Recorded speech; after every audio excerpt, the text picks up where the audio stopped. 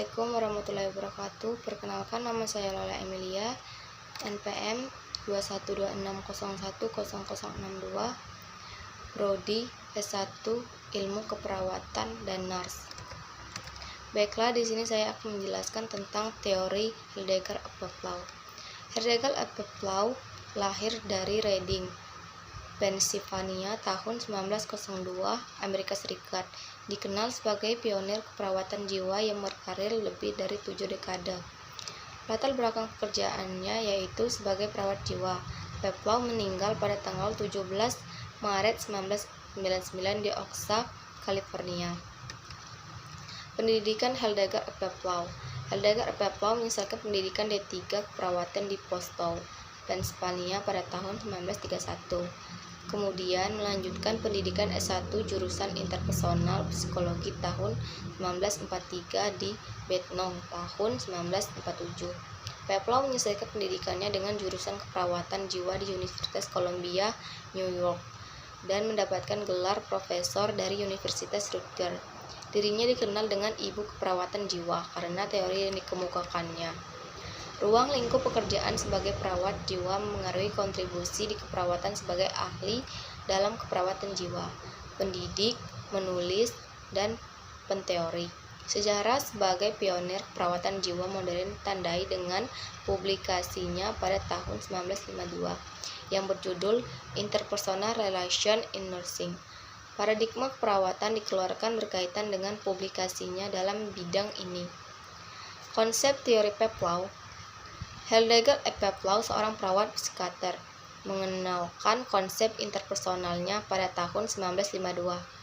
Inti dari teori Eppel-Flau adalah memanfaatkan hubungan yang terjadi terapeutik antara perawat dan klien. Teori dan konsep perawatan menurut Eppel-Flau tertuang dalam bukunya yang berjudul Interpersonal Relation in Nursing. Buku ini awalnya diterbitkan pada tahun 1952. Model konsep dan teori keperawatan Eppel-Flau menjelaskan tentang kemampuan dalam memahami diri sendiri dan orang lain yang menggunakan dasar hubungan antara manusia yang mencangkup proses interpersonal, perawat, klien, dan masalah kecemasan yang terjadi akibat sakit. Model teori ini dapat dilihat oleh tindakan keperawatan yang diarahkan kepada hubungan interpersonal atau psikoterapi antara klien dan perawat. Klien. Sistem klien yang berkembang terdiri dari karakteristik biokimia, fisiologis, interpersonal, dan kebutuhan selalu, berupa memenuhi kebutuhannya dan mengintegrasikan belajar. Pengaruh klien adalah subjek yang dipengaruhi adanya proses interpersonal. Yang kedua, perawat. Perawat berperan mengatur tujuan serta proses interaksi interpersonal dengan pasien yang bersifat partisipatif. Perawat juga berperan sebagai mitra kerja, pendidik narasumber, pengasuh pengganti, pemimpin, dan konselor, sesuai dengan fase proses interpersonal yang dilalui. Masalah kecemasan yang terjadi akibat sakit. Gangguan kecemasan tingkat berat yang disebabkan oleh sulitnya mengintegrasikan pengalaman interpersonal yang lalu dengan yang sekarang. Ansietas atau gangguan kecemasan terjadi apabila komunikasi dengan orang lain mengancam keamanan psikolog dan biologi individu.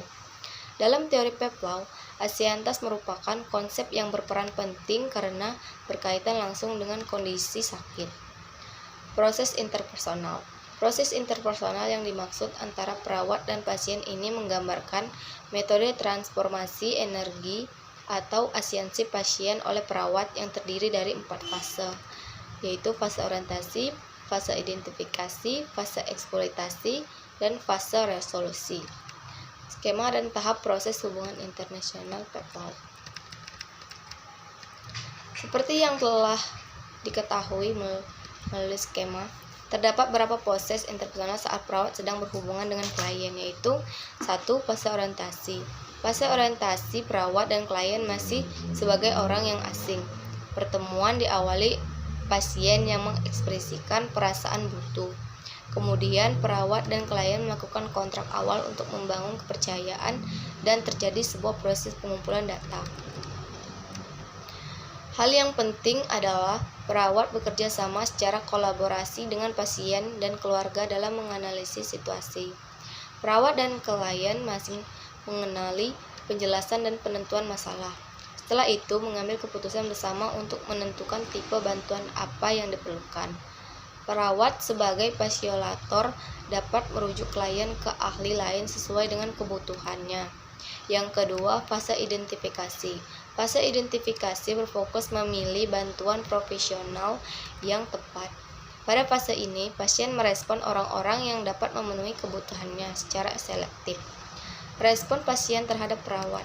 Yang pertama, berpartisipasi dan independen dengan perawat.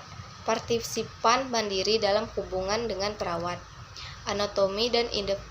Yang kedua, anatomi dan independen. Individu mandiri terpisah dari perawat. Yang ketiga, fase dan dependen. Individu yang tak berdaya dan sangat tergantung pada perawat. Selanjutnya, 3. Fase eksploitasi.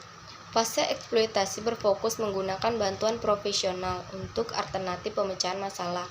Pelayanan yang diberikan berdasarkan minat dan kebutuhan pasien.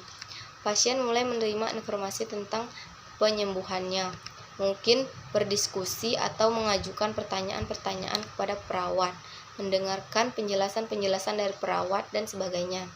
Hingga akhirnya, pasien mulai merasakan sebagai bagian integral dari lingkungan pelayanan. Yang keempat, fase resolusi.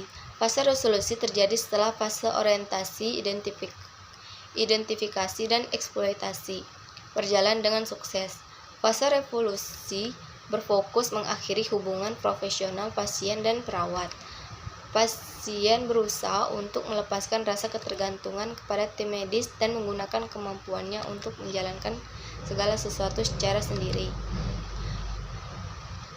Konsep mayor atau konsep Central Heidegger Effect Law. Pavlov ada 4 bagian yang tak terpisah, yaitu yang pertama, manusia.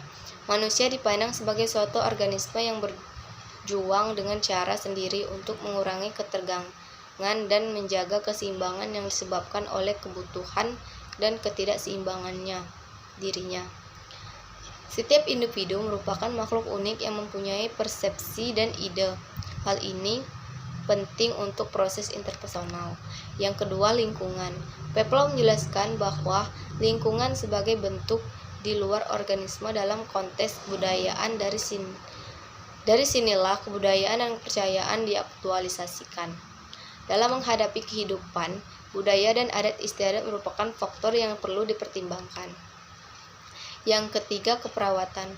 Perawatan adalah alat pendidik yang bertujuan untuk mendukung kekuatan seseorang dalam kreativitas langsung, produktivitas, dan sikap individual dari kehidupan masyarakat.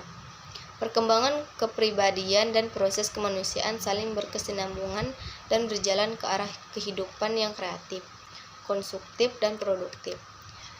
Selanjutnya, yang keempat, kesehatan. Pavlov menjelaskan tentang kesehatan sebagai gerak progresif individu dan proses makhluk lain secara terus-menerus dalam kreativitas, produktivitas, dan sikap individual dari kehidupan masyarakat. Proses interpersonal merupakan maternal force dan alat edukatif yang baik bagi perawat maupun klien. Seperti itulah gambar dari teori keperawatan Heidegger Pavlov. Adapun kelebihan dan kekurangan teori Heidegger Pavlov. Kelebihan dan kekurangan teori Pavlov. Yang pertama, kelebihan. 1. Dapat meningkatkan kejiwaan pasien untuk lebih baik. 2. Dapat menurunkan kecemasan klien dalam teori keperawatan. 3. Dapat memberikan asuhan keperawatan yang lebih baik. 4. Dapat mendorong pasien untuk lebih mandiri. Kekurangannya itu hanya berfokus pada kejiwaan pasien dalam menyembuhkannya. Itulah penjelasan teori Heidegger Pavlov dari saya. Saya akhiri. Wassalamualaikum warahmatullahi wabarakatuh.